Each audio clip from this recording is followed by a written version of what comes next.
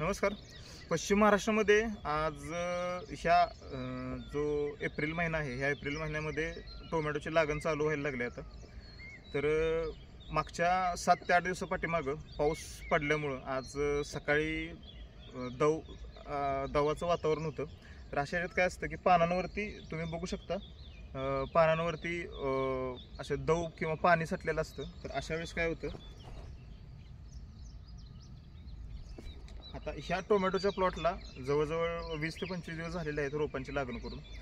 तर अशा वेळेस काय होतं की वरती बुरशीचा अटॅक जास्त होऊ शकतो किंवा करपा येऊ शकतो. का तर हे पानावरती पाणी असतं, सूर्यप्रकाश जसा वरती येईल, सूर्य जसा वरती येईल तसा जास्त टेम्परेचरमुळे ह्याच्या करपा येऊ शकतो. तर अशा वेळेस साधा जैविक उपाय सांगतो तुम्हाला. अशा वेळेस सुडोमोनास फ्लोरेन्सिसचा 1 लिटरसाठी 5 मिली अशा प्रमाणात जर फवारणी जर केली, फक्त फवारणी करताना दाट फवारणी करा जेणेकरून कव्हरेज चांगलं मिळेल. तर त्याचं जर फवारणी केली तर तुमचा अशा वातावरणामध्ये टोमॅटोच्या पानावरती करपा येणार नाही. हे झालं फवारणीमध्ये. शिवाय त्याच्याबरोबर तुम्ही मायक्रोन्यूट्रिएंट वगैरे देऊ शकता फवारणीमध्ये सुडोमोनास बरोबर.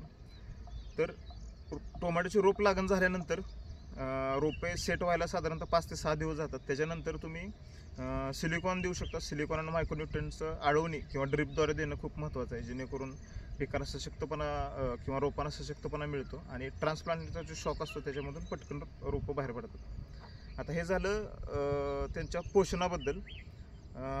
त्याच्यानंतर कीड आणि रोगची समस्या काय असते, तर 10-12 दिवसानंतर नागाळीचा प्रादुर्भाव जास्त येतो.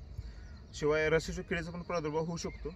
आणि एक असतं की आपण कॉलर रॉट म्हणतो, जेणेकरून टोमॅटोच्या झाडाचं जे खोड असतं त्याच्या साईडला रिंग मारतं. त्याच्यानंतर झाड पूर्ण सुकून जातं किंवा डॅम्पिंग ऑफ म्हणतो की जेणेकरून रोप कोलमडून जातं. तर ह्याच्यासाठी एक साधी जैविक पद्धत आहे, ज्याच्यामध्ये आपण ट्रायकोडर्मा विरिडी किंवा ट्रायकोडर्मा हर्झेनियम लिटरला 100 मिली किंवा 100 ग्रॅम घेऊन आळवणी करू शकता. त्याच्याबरोबरच जर तुम्ही मायक्रोरायझा जर दिला तर पिकाच्या सुरुवातीच्या स्टेजला त्याची मूळ वाढ होणे खूप गरजेचे असते. अशा वेळेस ह्युमिक न वापरता जर मायक्रोरायझा तर मित्रबुरशी जर वापरली तर ती मित्रबुरशी रोपांच्या मुळांवरती वाढून त्याचे तंतुमय मुळ्या चांगले बाहेर काढतील. तुम्हाला अजून रोपं तुमची स्ट्रॉंग झालेली दिसतील. त्याच्यानंतर जर नागाळी आणि रसिक किडी जर कंट्रोल करायची असेल तर क्लोरांट्रिनिलोप्रोल प्लस थायमेथाक्झम हे रासायनिक कीटकनाशक आहे, त्याच्याबरोबर तुम्ही मिक्स करून वापरू शकता. तर बऱ्याच शेतकऱ्यांचा प्रश्न असतो की जैविक बरोबरच तुम्ही रासायनिक वापरू शकता का. तर सुरुवातीच्या स्टेजला तुम्ही वापरू शकता, का तर ते कीटकनाशक आहे आणि हे एकतर बॅक्टेरिया येतो किंवा म्हणजे सुडोमोनास बॅक्टेरिया आहे आणि ट्रायकोडर्मा विरिडी किंवा ट्रायकोडर्मा हर्झेनियम ही मित्रबुरशी येते. तर ह्याच्याबरोबर फक्त ट्रायकोडर्मा विरिडी किंवा ट्रायकोडर्मा हर्झेनियम बरोबर रासायनिक बुरशीनाशक नाही वापरायचं, तुम्ही रासायनिक कीटकनाशक वापरू शकता, जेणेकरून तुमचं नागाळी, रसशोषक किडी आणि जे बुरशीचा अटॅक असतो, जसं तुम्हाला मागाशी सांगितलं मी, कॉलर रॉट किंवा डॅम्पिंग ऑफ, हे तुम्ही पूर्णतः कंट्रोल करू शकता. आणि त्याच्या आधी तुम्हाला सांगितलं तसं मायक्रोन्यूट्रिएंट आणि सिलिकॉन जर दिला तर पानाची साईज किंवा पानामध्ये कणखरपणा चांगला येतो आणि पीक सक्षम बनतं, रोगप्रतिकारक शक्ती त्याच्यामध्ये चांगली बनते.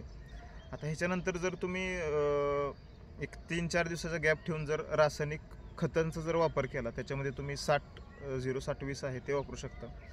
ते पण कमी प्रमाणात वापरा. जसं की तुम्हाला आम्ही बऱ्याच वेळा सांगतो की रासायनिक खतं जे आहेत त्याच्यामध्ये जर तुम्हाला बचत करायची असेल तर खत उपलब्ध करणारे जीवाणू वापरणे खूप गरजेचं आहे. ह्याच्यामध्ये तुम्ही ह्या स्टेजला कन्सोर्शिया वापरू शकता, NPK एकत्र असणारे बॅक्टेरिया वापरू शकता, जेणेकरून तिन्ही पण घटक त्याला उपलब्ध करून देता येतील. शिवाय ज्यावेळेस हा मल्चिंग पेपर टाकतात त्याच्या आधी जर बेसल डोसमध्ये जर तुम्ही गांडूळ खत, शेणखत वापरलं, चांगलं कुजलेलं शेणखत वापरा. जर गांडूळ खताबरोबर तुम्ही जर मायक्रोरायझा ग्रॅन्युलमध्ये येतो तो सल्फर अपटेक करणारे जीवाणू, NPK अपटेक करणारे जीवाणू, झिंक अपटेक करणारे जीवाणू असं जर मिक्स करून जर टाकलं तर एकदम तुम्हाला सशक्त वाढ दिसते त्याच्यामध्ये. टोमॅटोचे बरेच प्लॉट आहेत. बरेचसे शेतकरी जर आता नवीन टोमॅटो करत असेल तर माझ्या पर्सनल नंबरवरती तुम्ही मेसेज करू शकता किंवा मला फोन करून शेड्यूल विचारू शकता. मी तुम्हाला लाईव्ह शेड्यूल सांगेन, जेणेकरून तुमची माती, तुमच्या पिकाची स्टेज, अवस्था बघून मी तुम्हाला खतं किंवा जैविक औषध तुम्हाला रेकमेंड करू शकतो. माझा मोबाईल नंबर आहे 9172816464. धन्यवाद.